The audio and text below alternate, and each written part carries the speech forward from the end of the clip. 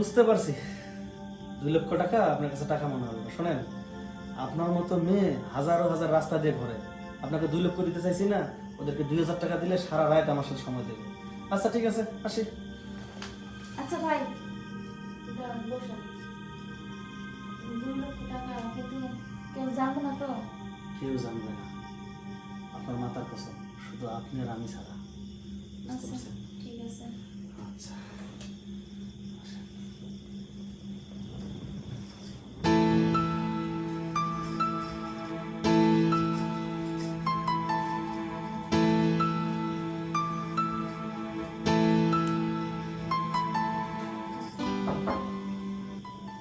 এই অসময় আবার কে আসলো? কে আসলো? কে? ভাবি, আমি সুমনের বন্ধু। হ্যাঁ চিনতে পারছি। ভালো আছেন ভাইয়া? জি আলহামদুলিল্লাহ। আসেন ভিতরে আসেন। আচ্ছা। আচ্ছা ভাইয়া বসেন। ভাবি, আমি বেশিক্ষণ দেরি করবো না।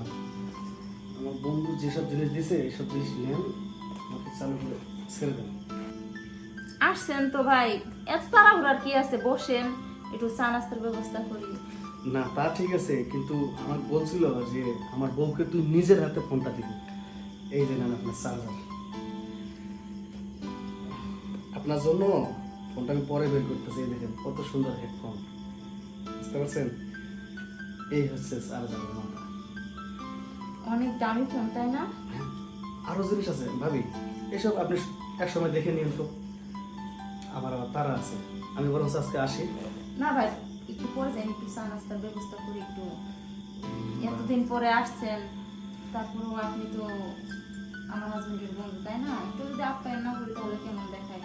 আচ্ছা ঠিক আছে, এত করে যখন বলছেন তাহলে আপনার হাতে চা নাস্তা খেয়েই যাই।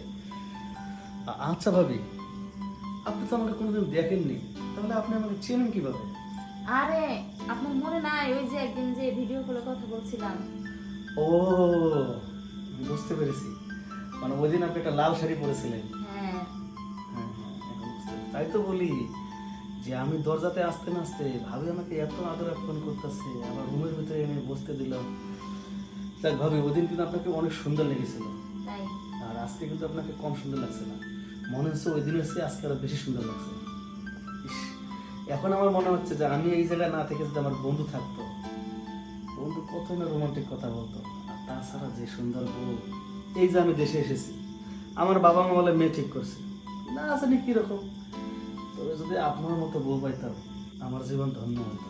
আমি তো প্রবাসে আর যাইতামই না, সারাক্ষণ গেলে বউয়ের যখন আসল ধরে বউয়ের পিছনে গুড় গুড় গুড় গুড় করতাম। সে কপাল কি আর আছে ভাবি? থাক ভাই, এত আর চাপা মারেন না।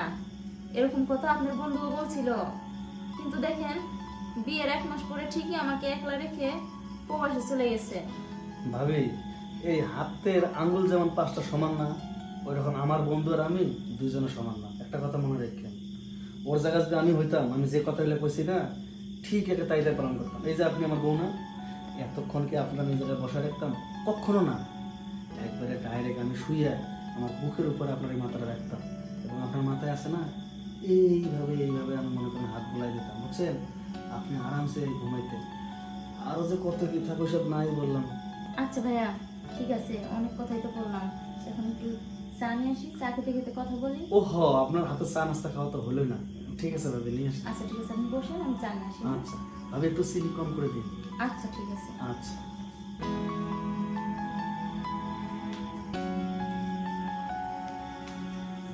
এই যে ভাই, চা খান।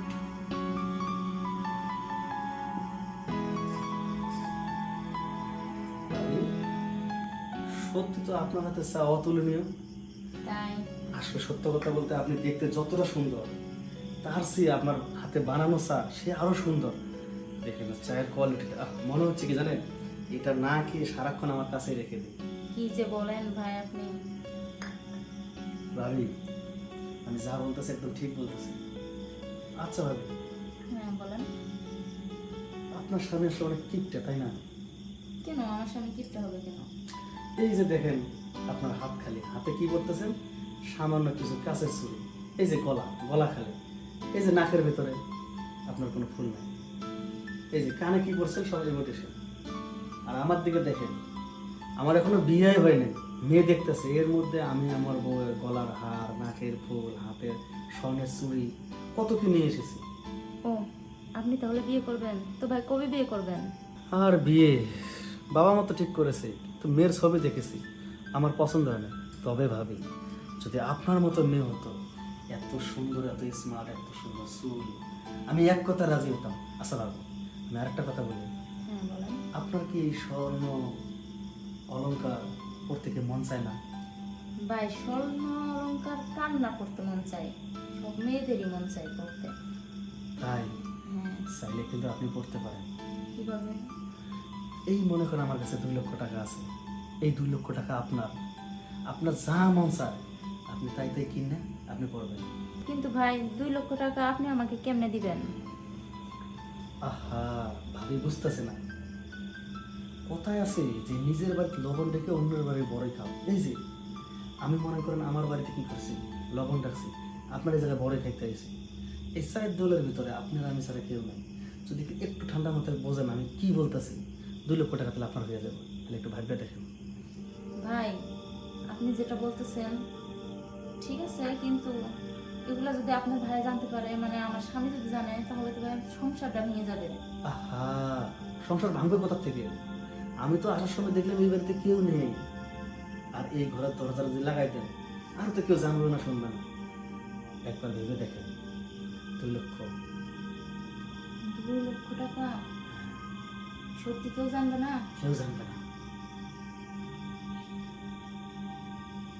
আচ্ছা 2 লক্ষ টাকা যেহেতু দিবেন, হ্যাঁ, 2 লক্ষ টাকা।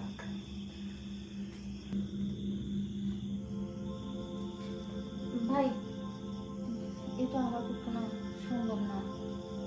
বুঝতে পারছি, 2 লক্ষ টাকা আপনার কাছে টাকা মনে হবে না। শোনেন, আপনার মতো মেয়ে হাজারো হাজার রাস্তা দিয়ে ঘরে, আপনাকে 2 লক্ষ দিতে চাইছি না, ওদেরকে 2000 টাকা দিলে সারা রাত আমার সাথে সময় দেবে। আচ্ছা ঠিক আছে, আসি। আচ্ছা ভাই দাঁড়ান, বসেন। 2 লক্ষ টাকা কিন্তু কেউ জানবে না তো? কেউ জানবে না, আপনার মাতার কসম, শুধু আপনি আর আমি ছাড়া। আচ্ছা ঠিক আছে। আচ্ছা।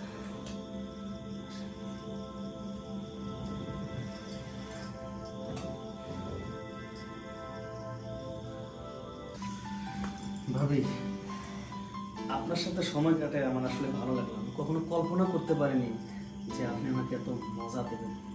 তাহলে আমি আসি। হ্যাঁ, আচ্ছা ঠিক আছে।